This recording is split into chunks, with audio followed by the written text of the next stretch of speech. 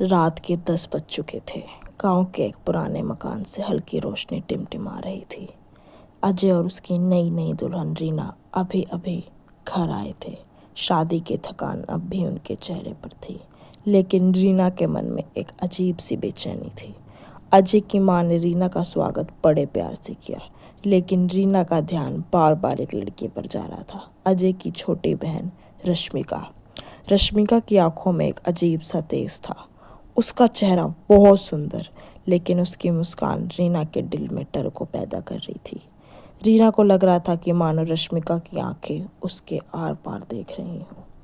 पहली रात जब रीना सोने गई तो उसने कमरे की खिड़की के पास सरसराहट सुनी, और उसने जो खिड़की खोल कर देखा, उसकी ज़िंदगी बदल गई। यह जानने के लिए आपको वीडियो को एंड तक देखना होगा। इस चैनल को सब्सक्राइब कीजिए और ऐसे इंटरेस्टिंग वीडियो के लिए हमारे चैनल के साथ बने रहिए। धीरे से उसने खिड़की खोली तो उसे रश्मिका आंगन में खड़ी दिखाई दी, लेकिन वो ज़मीन पर नहीं बल्कि 2 फुट हवा में तैर रही थी।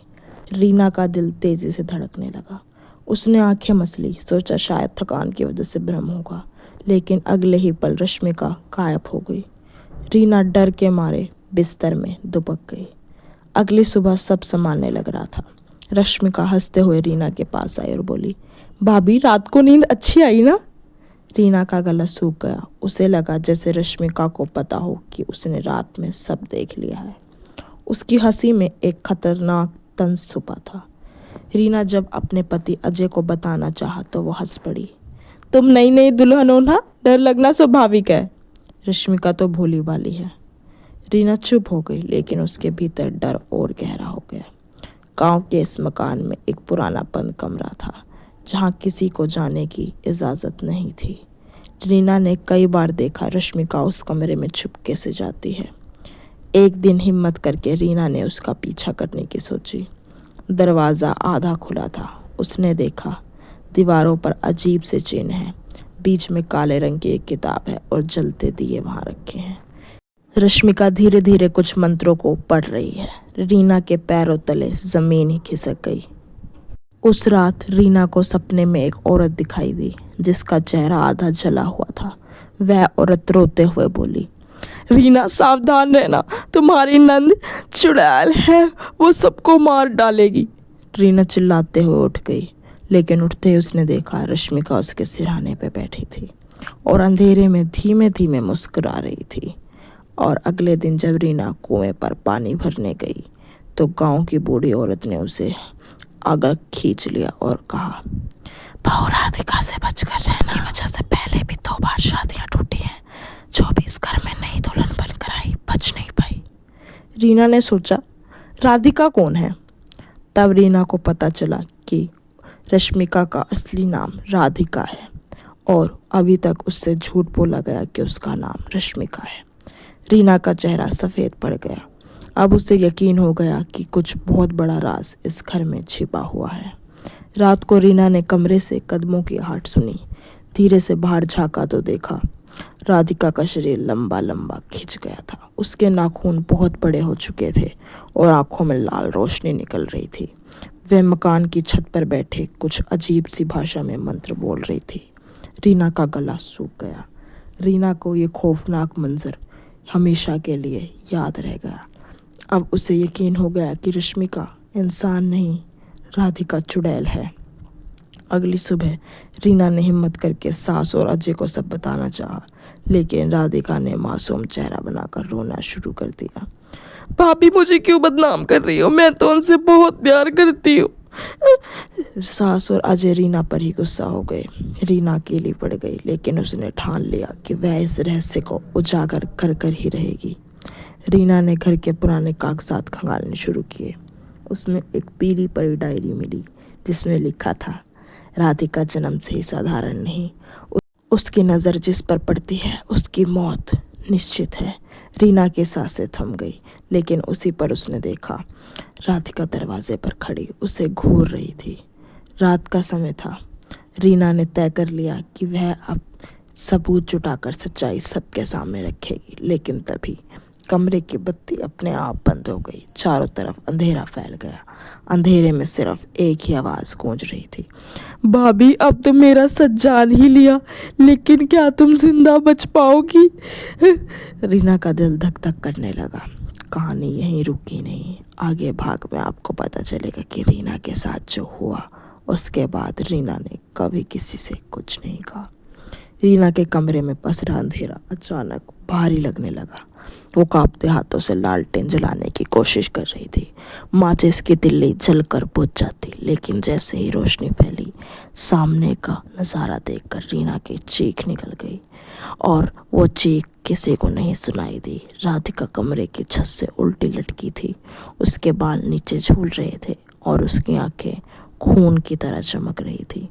उसके होठ से एक अजीब सी फुफकार निकल रही थी। रीना पीछे हटना चाहती थी, लेकिन उसके पैर मानो ज़मीन से चिपक गए हों। रीना के गले से दबी दबी चीखें निकली।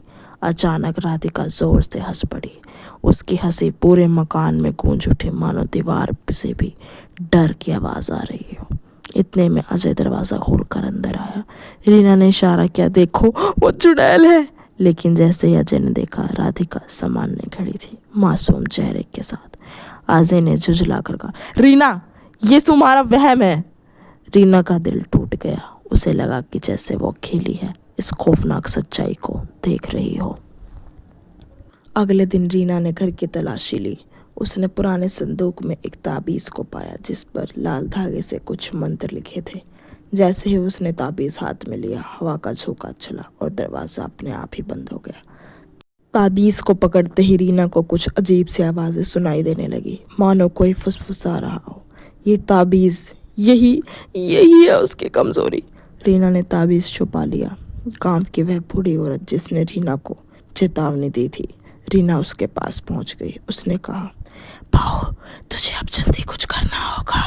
राधिका कोई साधारण नहीं, उसका जन्म अमावस की रात को हुआ। जन्म के साथ ही उसकी परछाई गायब थी। तब से गाँव वाले उसे चुड़ैल मानते हैं। रीना ने हिम्मत करके पूछा, लेकिन उसे रोका कैसे जा सकता है? बूढ़ी औरत बोली, उसके पास एक काल ग्रंथ है, अगर वो नष्ट हो जाए तो उसकी ताकत कमज़ोर हो जाएगी। रीना ने मन ही मन ठान लिया कि वो उस ग्रंथ को ढूंढकर जला देगी। उस रात रीना ने सपने में देखा कि वह जलते हुए जंगल में अकेले खड़ी है। चारों ओर अजीब सी परछाइयों ने उसे घेर रखा है। अचानक राधिका प्रकट हुई। उसके हाथों से खून टपक रहा है और हाथ में एक धारदार खंजर है। राधिका बोली, भाभी अब तुम मेरे रास्ते में मत आना, वरना तुम्हारी लाश भी इन दीवारों में ही गुम हो जाएगी। रीना नींद से उठी तो पाया कि उसका गला खुद ब खुद दब रहा है, मानो कोई अदृश्य ताकत उसे मारने की कोशिश कर रही हो। रीना ने अब तय किया कि वो सीधा खेल खेलेगी। उसने राधिका को अपने साथ मंदिर चलने का न्योता दिया। राधिका पहले हिचकिचाई, लेकिन फिर मान गई। मंदिर पहुंचते ही जैसे घंटियां बजी, राधिका का चेहरा बदलने लगा। उसकी आंखें सफ़ेद होने लगी और वो ज़मीन पर गिर पड़ी।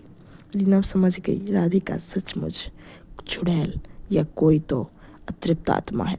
रीना आधी रात को उसे बंद कमरे में गई, जहाँ राधिका मंत्र पढ़ा करती थी। वहाँ उसे वही काल ग्रंथ मिला।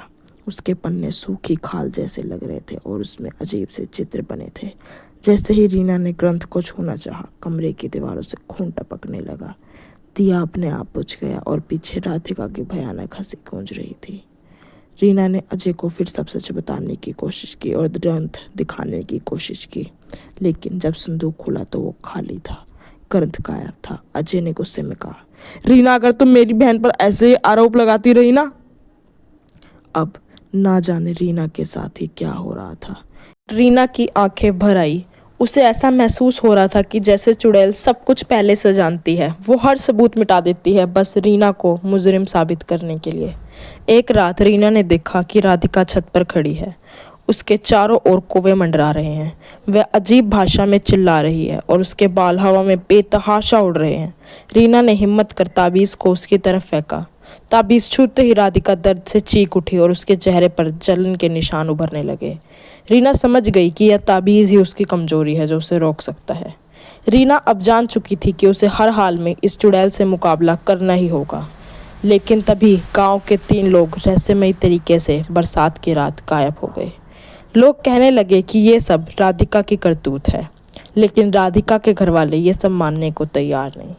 रीना के सामने अब सबसे बड़ा सवाल था, क्या वो इस दानवी ताकत से जीत पाएगी या फिर अगली शिकार वो खुद बनेगी। कहानी का अंत यही नहीं हुआ। क्या कोई गहरा राज छिपा है जो